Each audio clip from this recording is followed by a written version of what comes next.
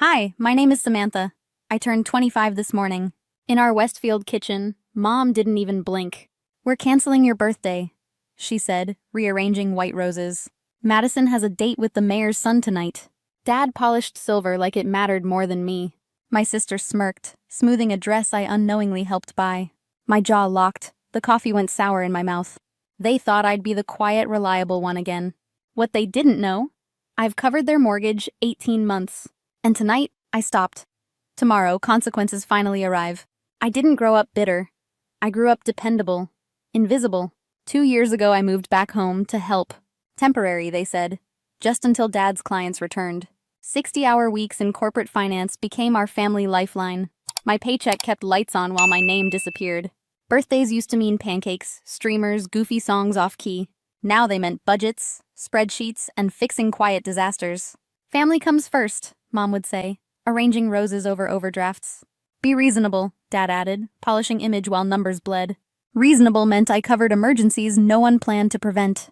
Madison was always the glittering project, the walking possibility. She called it a modeling career, mostly boutique selfies and brunch, when her card was for emergencies only. Emergencies meant handbags. Minimum payments somehow posted from my account, like magic. Magic wore my login, my late nights, my savings. At 23, she maxed out 3 cards before finals. I sold a bonus dream to keep her credit alive. "Thank you, Sam," she chirped, already scrolling weekend reservations. Gratitude lasted 15 seconds. The bill lasted 18 months. She called it support. I called it erasing myself. Mom loved organic blueberries, wine club, seasonal throw pillows. Dad loved leased Cadillacs and country club introductions that fizzled. They loved the story of stability more than stability itself. So I became the understudy for their unscripted emergencies. Show up, solve it, smile, then vanish before the photos. I kept receipts, kept peace, kept swallowing the smaller cuts. Responsible one, relatives praised, while setting extra places for Madison. Her future mattered. Mine apparently funded all opening nights. When I finally asked for balance, Dad said, "Later." Later meant never, unless I defined the calendar myself. I told myself boundaries would fix what love wouldn't. I told myself staying quiet was mature, not surrender. I told myself they'd notice if I disappeared one weekend. They didn't. They only noticed when the money moved. I thought endurance made me strong. It only made me useful. That morning in our kitchen wasn't a first wound. It was the final one that stopped the bleeding.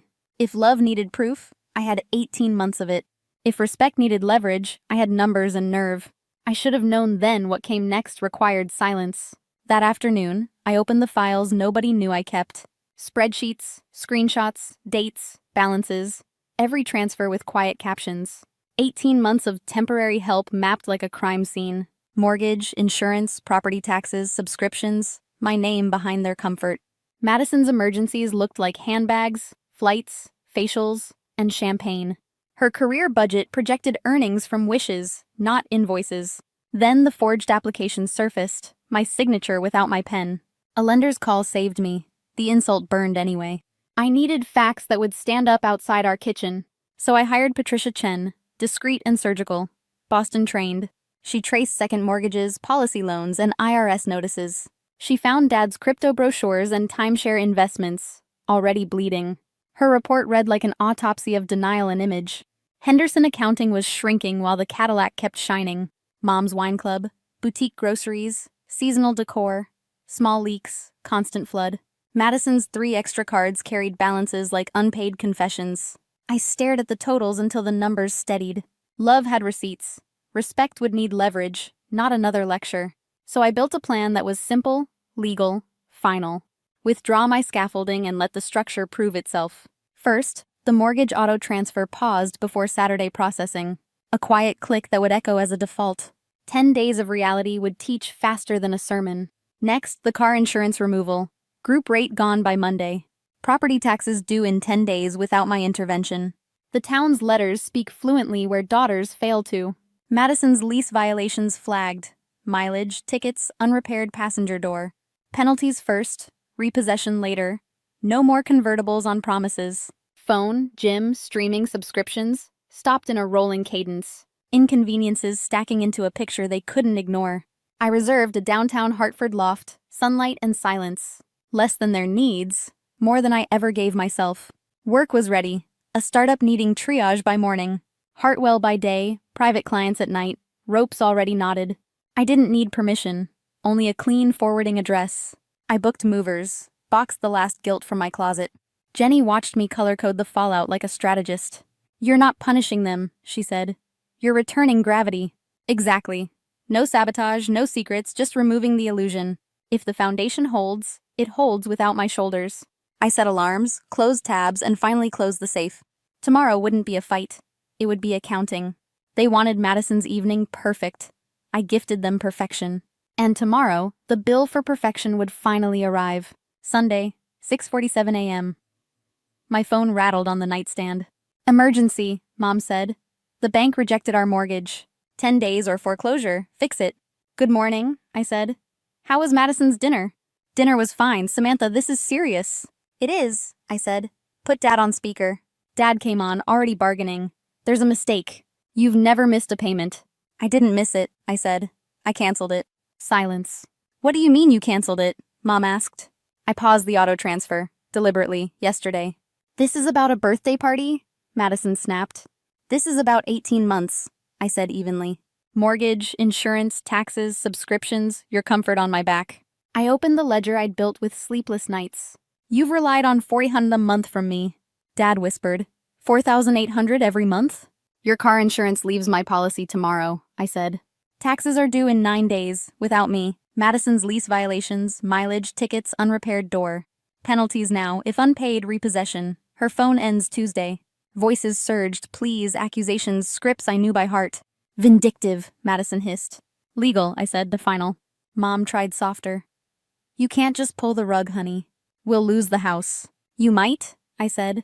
"Or you'll adjust like adults. Cut spending. Sell assets. Downsize." Dad reached again. "Be reasonable. Cover this month. We'll set a plan. Interest, repayments, whatever you want." "No," I said. 10 days. Same rules as everyone else." "You're punishing us for postponing a party," Madison said. "I'm stopping a pattern," I answered. The party was the alarm. "Then what do you want?" Mom asked, voice small. "Responsibility, respect, and an end to treating me as an ATM." I let the next piece land clean. "I've accepted a Hartford contract. Signed a lease. I'm moving out this week, launching my own practice." The line went quiet. "You're moving out?" Mom whispered. "I'm moving on," I said. "There's a difference." "If we change," Dad asked, "do you help again?" "Maybe," I said. "When actions match words, with boundaries. Until then, you'll meet life at full weight." Madison cracked. "Marcus takes me next week. I need the car." "You need a plan," I said. "Or a bus pass." Dad exhaled. "What do we do?" "Start where my clients start," I said. "Cut, sell, earn. Call the bank, call creditors. Tell the truth early. Every hour counts. Non-essentials go, including illusions." I ended the call and shut the phone. For the first time in years, my day was mine. They thought they'd lost my money. They were about to realize they'd lost me. By Wednesday, their careful world began to collapse. My phone lit with messages I could map. From Mom, insurance lapsed. From Dad, bank wants 3,000. From Madison. My phone died mid-call with Marcus. Then Tony Ricci called from Dad's firm, clipped. "Your father took 18,000 from the business account. No payroll unless it's replaced." "I'm not covering it," I said. "He asked you already," Tony sighed. Then Marcus Wellington called, painfully polite. "Madison says this is a misunderstanding." "It's systemic," I said. "Years of overspending and avoidance. Ask for honest numbers before anything else." "Understood," he said and hung up. That afternoon, Madison came to my lobby, glassy-eyed. "Marcus broke up with me," she said. "He wanted stability." "I don't know how to be responsible," she whispered. "How did you learn?" "Discipline, trade-offs, counting the real cost." "I listed my clothes and jewelry on consignment," she said. "They think maybe 15,000. For once, I said, luck isn't the plan, work is." She swallowed. "I was awful to you." "We all were," she added. "Your bills are yours now," I said. "I'll help with spreadsheets and strategy, not with money." She nodded like someone choosing to grow up. Dad texted, "Cover this month, I'll repay, I swear." I sent the only reply. "No, call Tony, call the bank, sell the Cadillac." By evening, consequences queued like invoices. Insurance doubled without my policy. The lease flagged mileage and tickets. 8,000 due in 30 days. Or repossession. At 9 p.m., Mom called without theatrics. Please, what do we do? List essentials and debts, I said. Freeze spending. Sell what gathers dust. Call lenders first, be honest. And you? Not your funding source, I said. Your daughter, always. Thursday, Tony emailed. Dad returned $5,000. He subleased half the office, canceled the club. Payroll limped through, pride did not. Madison texted a schedule. 40 hours, entry-level marketing. Baby steps, I replied. Keep walking. I slept without the old panic. No transfers. No borrowed tomorrows. By week's end, their calls became updates. Repairs scheduled. A budget without candles. Anger softened into effort, then arithmetic. Not pretty, but honest. 3 months later, that's another phone call entirely. The next invitation didn't ask for money. It asked for me. 3 months later, the phone rang while I set up signage. Hi, honey, Mom said, voice careful, smaller, almost new. We brought the mortgage current. We're trying to be different. Dad sold the Cadillac, shrank the office, learned new software. Payroll clears without borrowing. Mom works full-time at the library. Madison sold half her closet, works 40 hours, studies nights. I'm proud of her, I said and meant it. Then came an invitation, not for money, for me. Christmas dinner, Mom said. Nothing fancy, please come. I drove to Westfield in a car that was mine. The house looked smaller, cleaner, free of staged perfection. Dad hugged me like a man who'd learned humility. Dinner was imperfect and perfect. Dry turkey, honest conversation. After dessert, Dad pressed an envelope into my hands. A start, he said. 500 toward what we owe. You don't have to do this, I said. We do. Debts get repaid. Respect starts the same way. For once, I didn't fix or explain anything. I let their accountability sit there and breathe. Driving back to Hartford, the skyline felt like a promise. My apartment smelled like oranges and a life I chose. No midnight transfers, no triage, no shrinking to fit. Boundaries didn't burn my family down. They built us straighter. And even if they hadn't, I'd still keep them. Truth. I wish someone handed me sooner is simple. Peace beats approval when approval costs self-respect. Help is love when it's offered, not extracted by guilt. You aren't cruel for letting consequences do the work. You can care and still say no, clear and calm. You can leave if staying erases who you are. Face something like this with family? Tell me below. If this hit home, subscribe for more boundary stories. To every forgotten child, hear me clearly. You're not an ATM, a prop, or a plan B. Choose yourself. Your peace is non-negotiable. I still remember the smell of my mother's perfume in the living room that night, sharp and floral, almost covering the tension hanging in the air. I was 18, standing with my backpack half-zipped, waiting for someone to say the argument had gone too far. Instead, my father's voice cut through the silence like glass. You're holding us back. Karina, don't call us again. The words felt unreal, like a line from a play I hadn't rehearsed for. My mother didn't flinch. She folded her arms, her lips pressed tight, and looked past me as if I was already gone. I searched her face for something hesitation, regret, even a flicker of softness. There was nothing. I wanted to argue, to remind them of the years I'd tried to be the daughter they wanted, good grades, quiet dinners, no trouble. But standing there, I realized it wouldn't matter. Their decision was made long before tonight. I walked to my room, my legs shaking, and began packing. A single duffel bag was all I could manage: jeans, sweaters, a worn paperback I couldn't bear to leave behind. The house was too quiet, only the creak of floorboards beneath my weight. No one followed me. No one stopped me. When I stepped outside, the Nebraska night slapped me with its dry cold. My breath came out in white clouds as I walked down the driveway, the family house glowing behind me like it belonged to strangers. I didn't know where to go, only that I couldn't stay. I found a studio apartment the next day, walls thin enough to hear the neighbors fighting through them. The carpet was stained, and the radiator rattled all night. I picked up shifts at a grocery store, bagging items until my back ached, then cleaned offices after hours just to afford rent. At night, I lay in the narrow bed staring at the cracked ceiling, the silence pressing down until tears blurred my vision, the sound of other people's lives, laughter through walls. Footsteps above me made the loneliness sharper. I told myself I wouldn't break, that I'd find a way to keep going, even if I had no one to call family anymore. That night was the first lesson in living alone, and it marked the beginning of 10 years of silence that would shape everything to come. The years slipped by, one after another, each one marked not by family milestones, but by absence. At first, I tried to reach them. I sent birthday cards, Christmas packages, even handwritten letters filled with updates about my classes and the small victories of my early 20s. Most came back unopened, the envelopes stamped "Return to Sender." The sight of my own handwriting circling back to me was worse than any curse. By the second year, I stopped expecting a reply. Still, I couldn't stop myself from dialing their number on holidays, just to hear the hollow ring before the machine picked up. I would sit with the receiver pressed to my ear, imagining what I might say if someone answered. Eventually, I hung up without leaving a message. Meanwhile, their lives carried on. I'd see glimpses in the local paper or on social media through mutual acquaintances, my parents smiling at charity galas, celebrating anniversaries with matching champagne glasses, posing in front of the house they had remodeled after I left.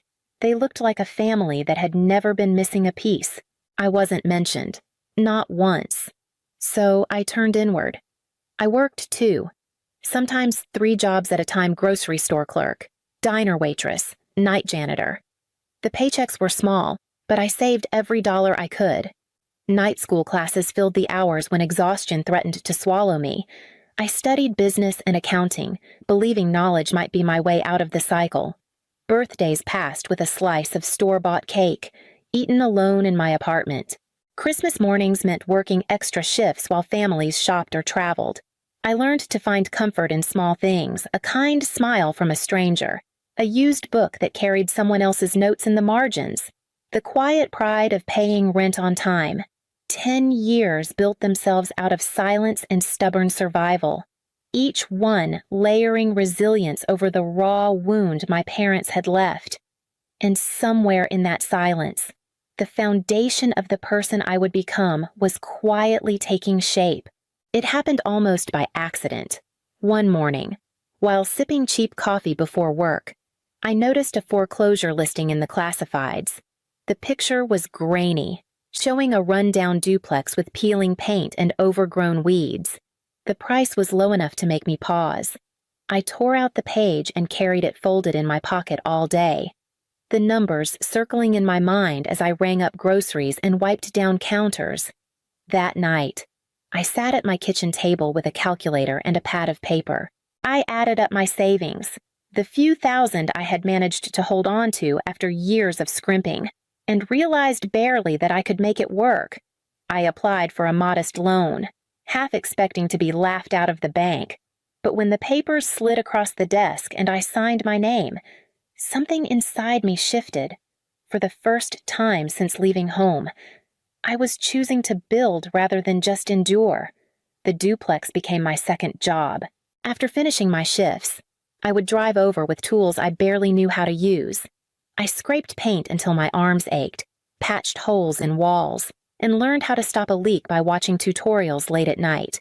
It was exhausting, but unlike my other jobs, this work gave me something I could see. Slowly, the place transformed. When I rented the units out, the first rent checks felt heavier than cash should, as if they carried proof of my worth. I wasn't just surviving anymore. I was creating something stable with my own hands. That duplex led to another small property, then another. Each one carried a lesson. Each one gave me a little more confidence. With every signed lease, the silence my parents left behind grew a little less suffocating. I was still alone, but the walls I built and the roofs I repaired stood as reminders that I didn't need their approval to keep moving forward. And without realizing it, I was laying the foundation for a future they could neither predict nor control. It was a gray Tuesday when my life turned on its head. I'd stopped at a corner gas station after work, too tired to cook and craving a microwaved sandwich. At the counter, I added a lottery ticket almost as an afterthought, sliding a crumpled bill across the counter. I didn't even check the numbers that night. The ticket sat forgotten on my refrigerator until the next week when the news reported no one had claimed the prize. On a whim, I pulled it down, squinting at the numbers under the kitchen light. One by one, they matched. My knees nearly buckled. $7 million. For a long moment, I just sat on the floor, ticket trembling in my hands, the hum of the refrigerator filling the silence. I thought of all the nights I'd scraped by on coffee and determination, of the duplexes I'd patched with bleeding hands, of the birthdays spent alone. And now this. But years of living on the edge had carved discipline into me. I didn't run out and buy a luxury car or a mansion. Instead, I called my banker, I spoke with an attorney, and I laid out plans as carefully as I had when I first calculated rent payments on that duplex. Money could be a gift or a weapon, and I knew better than to let it control me. When the local paper published a story about the quiet woman who struck it rich, I became a headline. Suddenly, old coworkers who hadn't spoken to me in years left messages. Acquaintances I barely remembered sent friend requests. Neighbors lingered at my mailbox, curious and smiling too widely. The noise was overwhelming. But I kept my circle small, unwilling to trade the peace I'd fought for. Then, one evening, as I was settling down with tea, the phone rang. I nearly let it go to voicemail until I glanced at the screen. The name froze me where I sat. Mom. The letters glowed in stark contrast, as if they had been waiting all these years for the right moment to appear again. I lifted the phone, my hands suddenly cold, and pressed answer. For a moment, I couldn't speak. Hearing her voice after 10 years was like being dragged backward into another life, one I thought I had buried. "Karina," my mother said sweetly, her tone light, rehearsed. "We've missed you so much." The words were delivered as if the last decade had been a simple misunderstanding, as if I hadn't spent every holiday alone, as if she hadn't turned her back when I needed her most. I held the phone against my ear, steadying my breath.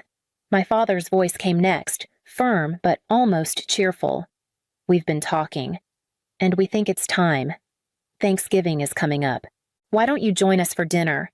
Family should be together." The word family caught in my chest, bitter and heavy. I almost laughed. "Instead," I said. "Funny how you call right after the paper ran my story." There was a pause, just long enough to confirm what I already knew. Then my mother's laugh spilled out, brittle and forced. "Oh, sweetheart, don't be silly. We would have called anyway. It's just, well, the timing felt right." I leaned back in my chair, staring at the ceiling. 10 years of silence. And now, just like that, they wanted me back at their table. I could feel the old ache tugging at me, the part of me that still wanted a mother's hug, a father's approval. But layered over it was something stronger: caution, clarity, and the steel I had earned the hard way. "All right," I said finally. "I'll come." The relief in their voices was almost too eager, a warmth that rang hollow. I hung up, the silence of my house returning like an old friend. I sat for a long while at the table, the phone still in front of me, already knowing that if I was going to step back into their world, I wouldn't do it empty-handed. I would go to Thanksgiving, but not for the reasons they thought. I would bring something of my own. The invitation lingered in my mind for days, echoing louder than it should have. Part of me wanted to believe they were sincere, that after all these years they had finally chosen me over pride, over appearances. But another part, the wiser part, kept whispering that I already knew the truth. So I picked up the phone one evening and dialed their number. My heart raced, but my voice stayed steady. "Mom, Dad," I began. "I've been thinking about Thanksgiving, and I need to be honest. The lottery money, it's mostly gone." There was silence on the line, the kind that speaks louder than words. I pressed on, making my lie sound fragile, believable. I got caught up in some risky investments, online trading, cryptocurrency. I thought I was smarter than I was. What I have left barely covers my expenses. My father's voice came first, flat and clipped. That's unfortunate. Really, it is. But maybe it's better if you don't come this year. Focus on yourself. No need to put extra stress on anyone. My mother rushed in after him, her tone falsely sympathetic. Yes, darling, you should take care of your health. These dinners can be overwhelming, and we wouldn't want you to feel embarrassed. Let's just wait until things are better. I closed my eyes, letting the words settle like stones in my chest. 10 years of silence, broken only by the scent of money. And now, with the illusion of wealth gone, I was already expendable again. The hurt was sharp, but beneath it was a current of power I hadn't expected. They had shown their hand. I didn't have to wonder anymore if the call had been about reconciliation or greed. The test had given me my answer. I see, I said softly, my voice calm though my throat burned. Thank you for being honest. We ended the call quickly, as if there had never been a decade of waiting behind it. I set the phone down and sat in the quiet, a strange mixture of grief and satisfaction weaving through me. They had confirmed everything I feared, and in doing so, they gave me something I hadn't had before: certainty, and with certainty came the resolve to look deeper, to see exactly what they had been hiding all these years. After that call, I couldn't let it go. Their words kept replaying in my head, not just the rejection, but the casual way they brushed me aside the moment they believed the money was gone. I needed to know what had really driven them to reach out after so many years. I started quietly, searching public records online. What I found was a trail of red ink. The house they bragged about in the paper was mortgaged to the hilt. Property tax payments had been delayed multiple times. Court filings showed 2 small lawsuits from unpaid contractors. Each document painted a picture that looked nothing like the perfect image they had projected for so long. The deeper I went, the uglier it became. Their names surfaced in business directories, tied to short-lived ventures that dissolved in debt. My mother had signed for loans she clearly couldn't repay. My father's name appeared in minutes from a community development board, where whispers of mismanaged funds and improper transfers hinted at more than sloppy bookkeeping. One article from years back suggested donations earmarked for a local park had somehow disappeared under his oversight.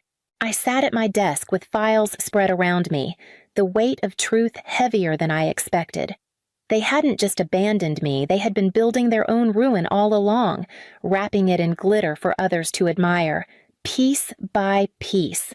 I gathered the records, copies of mortgages, lawsuits, and notes from the community fund. It wasn't hard to find. They had left the evidence scattered in plain sight. Certain no one would ever bother to look, I slid everything into a neat folder and closed it with a quiet snap. If they wanted me at their Thanksgiving table, I would come, but I would not come as the desperate daughter they remembered. I would bring with me the story they had spent years trying to bury. The house looked just as I remembered, only dressed up for the holiday. Strings of lights glowed along the porch railings, and a wreath hung perfectly centered on the front door. When my mother opened it, her smile stretched wide, too polished to be real. "Karina," she said, pulling me into a hug that felt more like a performance than affection. "We're so glad you're here." My father appeared behind her, his hand resting on her shoulder. "You look well. Money seems to agree with you." Inside, the dining room table was already set for a feast turkey, stuffing, bowls of vegetables arranged like a magazine spread. I took my seat while they fussed over me, passing dishes with exaggerated enthusiasm, filling my glass before I asked. Their chatter never stopped, each compliment carrying a hidden barb. "You've done so well for yourself," my mother said between bites. "Much better than we expected back then. Imagine what you could do if you had real guidance," my father added. "We always knew you had potential, but you were too stubborn to take advice." I smiled politely, letting the words roll past me. The meal went on, each course layered with false warmth, but as the plates cleared and dessert appeared, the shift came. My mother set down her fork and folded her hands together. Karina, we wanted to talk with you about something important. My father leaned forward, his voice lowering. The truth is, we've hit a rough patch. Nothing we can't fix. Of course, but it would go faster with your help. I held my breath, waiting. We need 200,000, my mother said quickly, as if ripping off a bandage, to steady things, to save the family. You can do that for us, can't you, after all? We're family.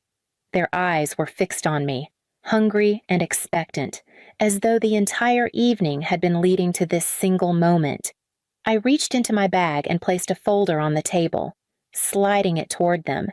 Their chatter stilled, eyes darting between each other and the plain manila cover. What's this? My father asked, his voice cautious. Open it, I said, keeping my tone even. My mother's fingers trembled as she flipped it open. The color drained from her face as she skimmed the first-page mortgage records. Overdue notices, lawsuit filings. She turned another page, then another, each one worse than the last. My father leaned over, his jaw tightening when he saw the notations about the missing community fund money. I know everything, I said quietly. The debts, the lawsuits, the donations that disappeared under your watch. I know the empire you parade around town is built on sand. For a moment, they were silent, stunned. Then the flood began.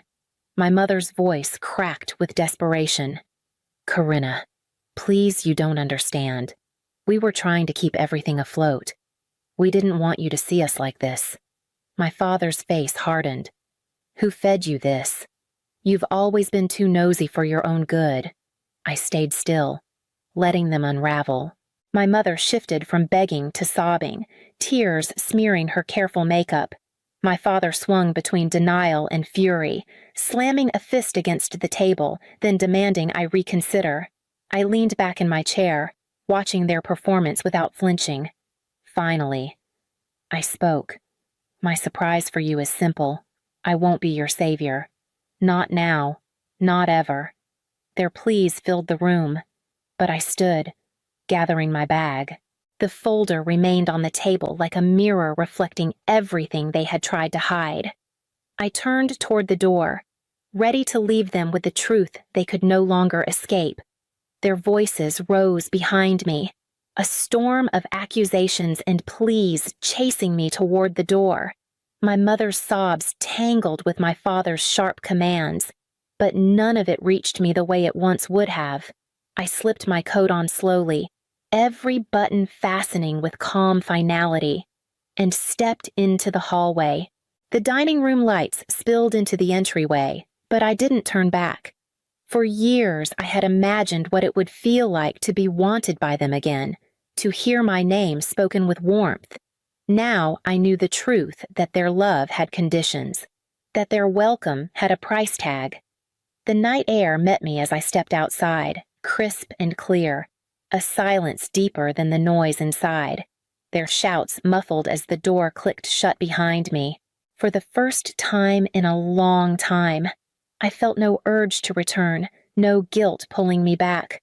I walked down the driveway, my heels crunching on the thin frost forming over the pavement with each step. The weight that had lived in my chest for 10 years began to lift. I no longer carried the need for their approval, or the ache of unanswered questions. At the curb, I paused, breathing in the stillness of the quiet neighborhood. I thought of the life I had built, the strength I had forged from abandonment, and the peace that came from choosing myself. Then I turned toward the dark street and walked on. That Christmas morning, I walked into my parents' house carrying 2 secrets I thought might finally change the way my family looked at me. My name is Laura. I was 32 years old, and for the first time in my life, I believed I had news worthy of pride. In October, Mark, the man who had loved me with a steadiness I had never known at home, had slipped a ring on my finger during a hike in the mountains. Around the same time, my company promoted me to senior marketing coordinator, a role I had worked toward for years with late nights and endless patience. I wanted to tell the story in the living room where our family tree still glowed with white lights and the angel topper that had crowned it since I was a child. I wanted to say it aloud at a table set with the china that had marked every holiday of my memory. And I wanted to see my mother's face soften for once. My father John greeted me at the door, his bear hug as warm as ever. He asked about my new position, and for a fleeting moment I felt seen. Then my mother Barbara appeared, dressed in the red sweater I had given her the year before. Her eyes scanned me up and down, and she asked why on earth I would wear a green dress that made me look washed out. She commented on my hair as though I had just rolled out of bed. I tried to smile, to brush it away. But her words landed heavy. In the living room, my sister Jennifer sat poised in a navy suit, glowing under my mother's praise, while my brother Stephen checked messages from the hospital in his expensive sweater and watch. Jennifer smirked that I was late. I explained I had only stopped for gas, but nobody cared to listen. I placed my gifts beneath the tree, my purse holding the velvet ring box, and tried to quiet the drum of my own heartbeat. I had thought this year might be different. I had thought maybe, finally, the words I carried would matter. From the time I was old enough to understand the balance of attention in our house, I knew I was not the favored child. My older brother Stephen was the golden boy, and my younger sister Jennifer was the darling. That left me in the middle, a position that felt less like a place and more like a shadow when Stephen came home with a report card full of B's. Barbara celebrated as if he had solved world hunger when Jennifer threw a tantrum and smashed a glass. Barbara called her spirited and imaginative. When I raised my voice once, only once, I was told I needed an attitude adjustment. It was not just that their mistakes were forgiven while mine were magnified. It was the message that I would have to work twice as hard for half the recognition. In high school, I started working part-time at the grocery store and tutoring younger kids. We did not need the money. I did it because I believed that if I could contribute something tangible, maybe I would prove my worth. I bought Barbara flowers for Mother's Day and jewelry for her birthday, carefully wrapped with ribbons I tied myself. I searched through catalogs to find gifts for Christmas, ones I thought would make her smile. Stephen and Jennifer often grabbed something last minute at the mall, but their gifts brought tears and long embraces. Mine were received with polite thanks and quickly set aside. When the time came to choose a college major, I had already learned to expect disappointment. I picked marketing because I loved the mix of creativity and strategy. To me, it was storytelling, the art of reaching people where they lived and convincing them to believe in something bigger. To Barbara, it was a joke. She told me it was not a real career, that it was playing with pretty pictures. She compared me to Stephen, who was preparing for medical school, and Jennifer, who had announced her dream of law school. Why can't you do something meaningful, something that actually helps people, she asked. I nodded, but inside I was breaking. I did not change my major, though. I pushed forward, earned my degree with honors, and took the first job I could find at a small downtown firm. The early years were brutal, long hours and little pay, but I proved myself. Every campaign I built, every client I brought in, felt like climbing a mountain alone. When I called home, eager to share a success, Barbara's response was always the same. That's nice. Dear, did I tell you Stephen was just published in a medical journal? Jennifer won another case. Each call ended with my accomplishments drowned under theirs. Still, I kept trying. I remembered every birthday, every anniversary. I gave up vacation time at 26 to help John and Barbara move into a new house. I painted the walls, organized the boxes, scrubbed floors until my hands ached, while Stephen said he was too busy with residency and Jennifer said her firm needed her. I dog-sat their German Shepherd whenever they left town, even though I was allergic. My weekends ended in hives and antihistamines, but no one thought of that. When John had emergency gallbladder surgery, I took time off work to drive him to the hospital and sit in the waiting room for 6 hours while Barbara worried aloud. Later, she scolded me for not updating Stephen and Jennifer more often. I swallowed the sting. What cut deepest was not the lack of thanks, but the constant comparison. It was as if everything I did was weighed against my siblings and found lighter, even when it was heavier. I was exhausted long before I was 30, but I did not stop. I thought maybe if I kept showing up, kept paying attention, kept sacrificing, eventually Barbara would see me. Maybe she would stop calling me difficult. Maybe she would be proud. That was the hope I carried, even when it hurt to believe it. The gift exchange unfolded just as I had feared. Stephen handed over envelopes with sleek gift cards, clearly bought on his way home from the hospital. But because they were from luxury stores, my mother reacted as though he had performed a miracle. She exclaimed about his thoughtfulness, told the relatives how generous he was, and hugged him tightly. Jennifer presented a weekend getaway to a spa resort, and for nearly 20 minutes the room buzzed with planning, questions about the amenities, and praise for her success. I waited quietly with my carefully chosen packages. When it was finally my turn, I handed Stephen a monogrammed leather briefcase, Jennifer a set of engraved pens, and my parents a photo album I had spent weeks building. Each page held restored photographs, scanned and retouched, printed and arranged in layouts I designed late into the night. I imagined Barbara smiling as she turned the pages, maybe even crying at the images of birthdays and summer trips. Instead, she flipped through quickly, said it was nice, and then told Stephen to show everyone the new watch his colleague had given him. I felt the air leave my chest as if my effort had no weight at all. John reached for my shoulder and whispered that the album was beautiful, but the moment had already slipped away. I moved to the kitchen to keep busy. The smell of turkey roasting filled the air, and I checked the timer, mashed potatoes, stirred gravy. Barbara stood at the counter giving orders without looking up. "The turkey comes out in 20 minutes. Someone needs to set the table." When I asked where Jennifer was, she said Jennifer was with Grandma Dorothy and shouldn't have to worry about kitchen work because she worked so hard during the week. I wanted to ask whether my own long hours and late nights counted for nothing, but I bit my tongue. As I carried plates into the dining room, I passed the hallway and froze. Barbara's voice floated from the living room where she spoke with Aunt Susan. She said in that dismissive tone I knew too well, "Laura's still at that little ad place. And Mark. He teaches high school English.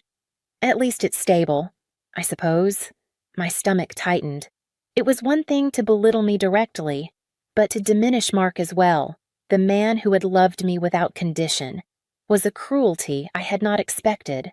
I stood there holding a stack of plates, invisible and humiliated, before stepping back into the kitchen where no one noticed. The hours before dinner stretched like years. I touched the ring box in my purse over and over, wondering whether I had made a mistake bringing it. I had planned to announce my news during dessert, when the family might be relaxed, when the timing felt right. But as the afternoon wore on, watching Barbara light up at every mention of Stephen's latest case or Jennifer's courtroom victory, doubt crept in. What if my engagement only earned me another shrug, another cutting remark?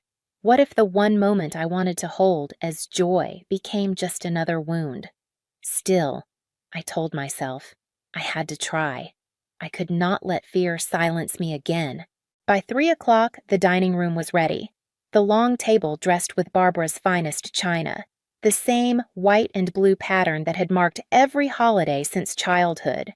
John sat at one end, Grandma Dorothy at the other, and the rest of us filled in according to the unspoken hierarchy that always placed me between my youngest cousin and the empty chair where my grandfather used to sit. The conversation began easily enough. Stephen talked about the expansion of his medical practice. Jennifer described her latest promotion. Janet chattered about her upcoming wedding. I smiled when spoken to, laughed at Uncle Frank's jokes, and passed dishes down the table, all while rehearsing the words in my head. During a lull, Grandma looked at me kindly and asked, "Laura, are you still working at that little advertising company downtown?" I corrected her gently. It was a marketing firm, and for the first time in years, I tried to step into the light. "Actually, I just got promoted to senior coordinator. I'll be leading my own team." Aunt Susan offered warm congratulations, but before the moment could settle, Barbara cut across the table. "Laura thinks making pretty pictures is the same as having a real career.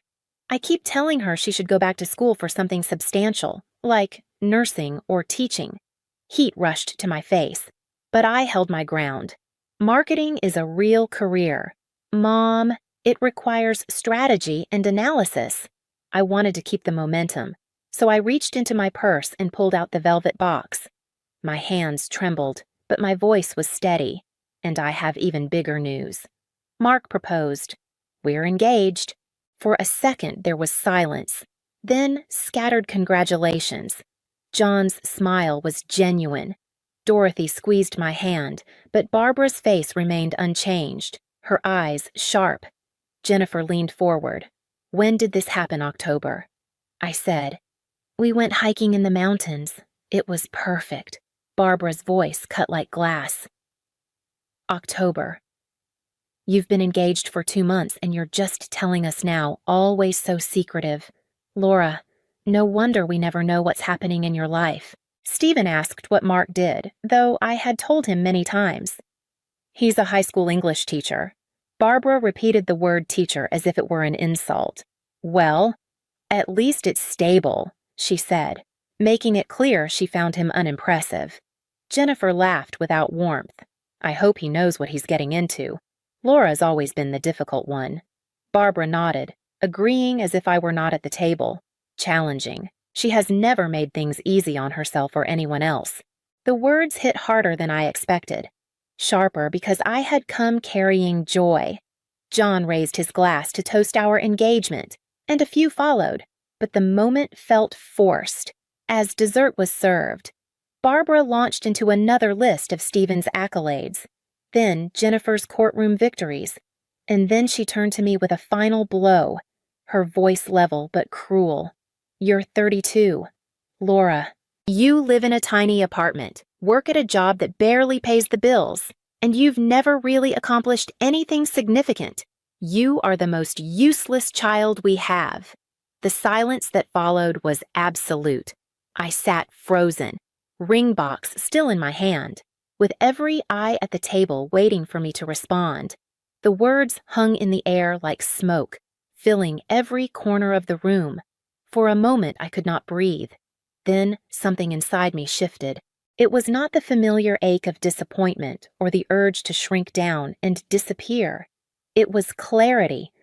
I set the ring box carefully on the table and pushed back my chair.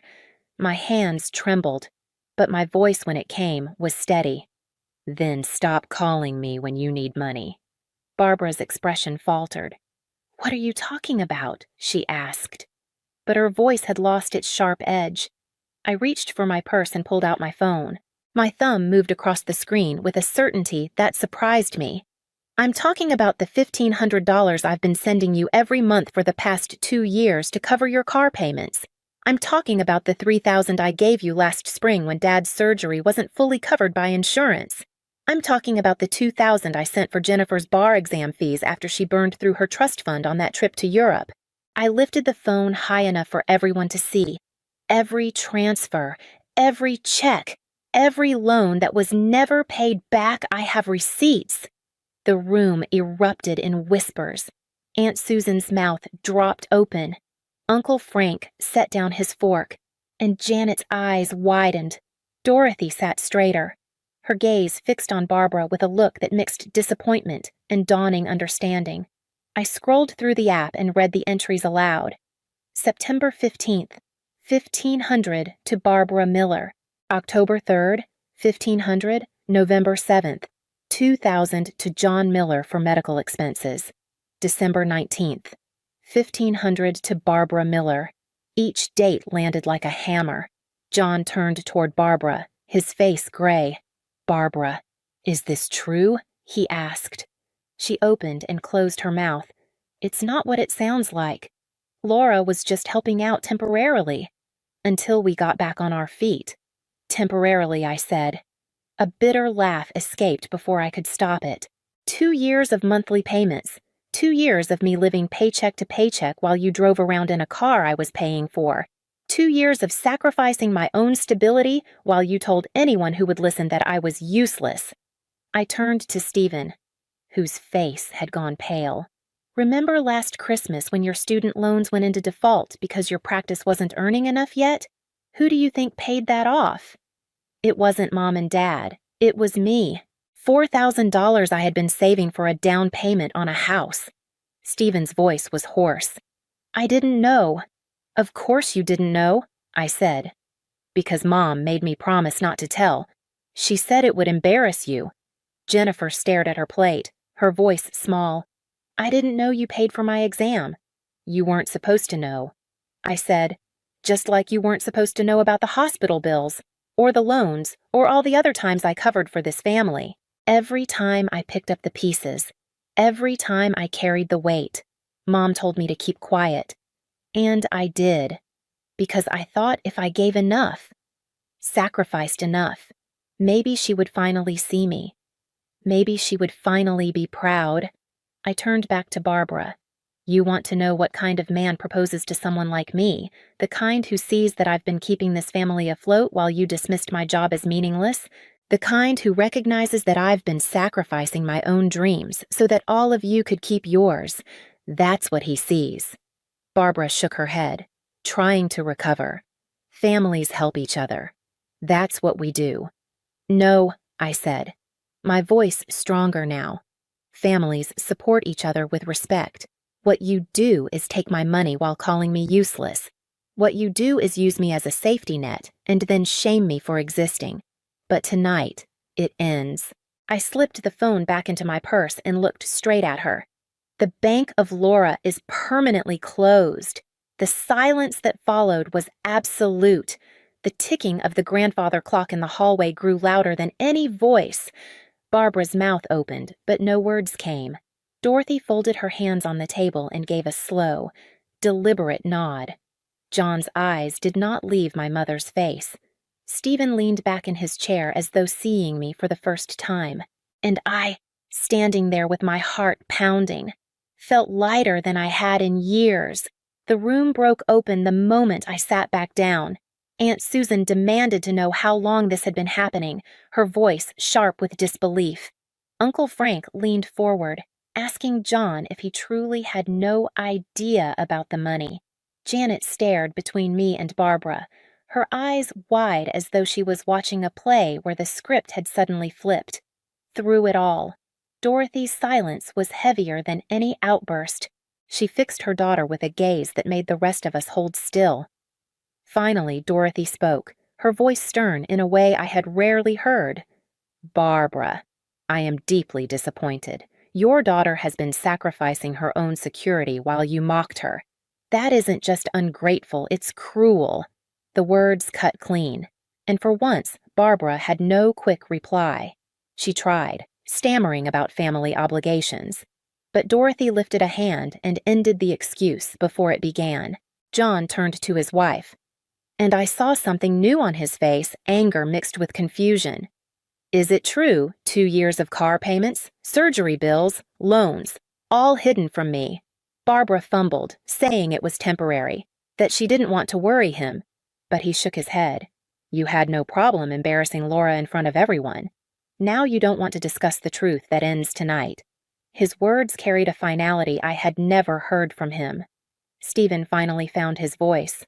He spoke quietly, almost ashamed. Laura, if I had known you were the one who paid off my loans, I would have handled things differently. I should have asked if you needed help. I should have noticed. His admission felt raw, but it also showed how far away he had been all those years. Jennifer sat frozen, her fork untouched. She whispered, I don't understand why you didn't just say no. I turned to her, because I wanted to help. I thought maybe if I gave enough, I would finally matter. But I see now it was never enough.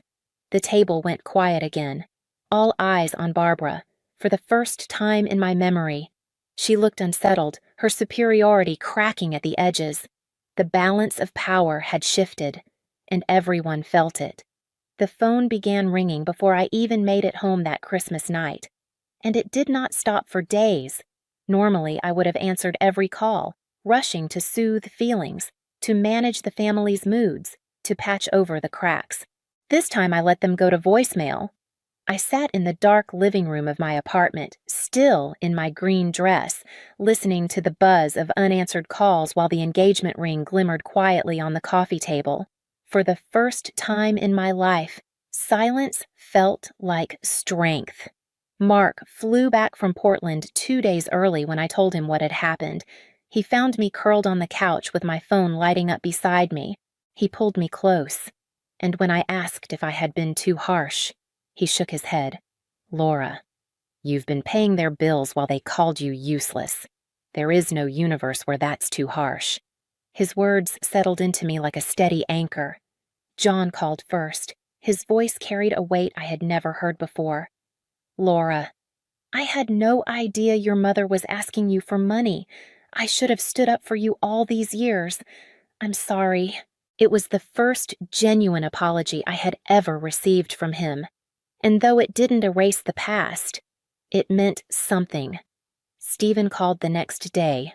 "Laura, I feel awful about the loan. I want to pay you back." I told him it wasn't about the money. It's about the fact that you never asked if I needed anything. You assumed I was fine. He was quiet for a long moment before admitting, "I guess I always thought you were the strong one." Jennifer waited 3 days before reaching out. She started defensive, saying families help each other and no one forced me. I reminded her of her words at the table that I was the difficult one. For once, she had no quick response. After a pause, she admitted she had never thought about what it felt like from my side. Barbara was the most persistent. Dozens of calls, escalating from angry to pleading. She accused me of being selfish, of tearing the family apart. Then she shifted, suggesting maybe we could work something out. By the end of the week, her voice finally cracked, and she said she might have been too harsh. I listened, but I did not rush to comfort, for once. I let her sit with the silence. In the weeks that followed, the ground beneath our family shifted in ways I had never seen before. For John, the truth about the money was like a light switched on in a dark room. He confronted Barbara and insisted they see a financial counselor.